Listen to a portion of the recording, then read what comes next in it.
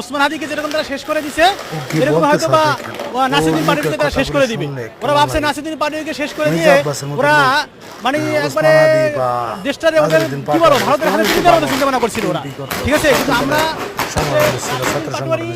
আজাদি যাত্রা শুরু করেছিল, আজাদি যাত্রা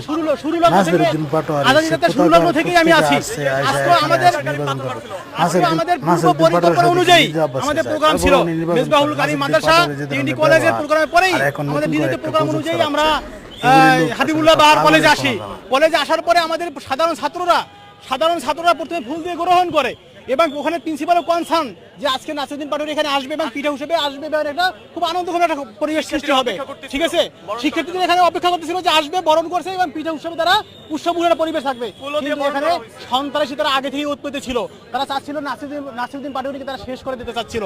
ভাবছি কি নাসিরউদ্দিন পাটোয়ারিকে যদি শেষ করে দেয় তাহলে তাদের আসন বা তাদের চিন্তাধারা পাকাপোক্ত হবে। কিন্তু আমরা জুলাই যোদ্ধা, আমরা 36 জুলাইয়ে মাস রাজপথে রক্ত দেওয়া লোক, আমরা আমাদের সামনে থেকে নাসিরউদ্দিনের কিছুই করতে পারে না। ইট মারছে, ইট মেরে আমার মাথায় ইট মেরে আমার এখানে ইট মারছে, সন্ত্রাসী মারছে, সন্ত্রাসীর কারা মারছে, সন্ত্রাসী আপনি বুঝতে পারেন কারা সন্ত্রাসী করতেছে, ঢাকা আটের চাঁদাবাজ কারা, সন্ত্রাস কারা আপনি জানেন না। আমরা তো এটা বলতে পারবো না শিক্ষার্থী কিনা, কারণ আমি তো ওখানে মানে দায়িত্বশীল কেউ না হাবিবুল্লাহ বাহারের, ঠিক আছে। মানে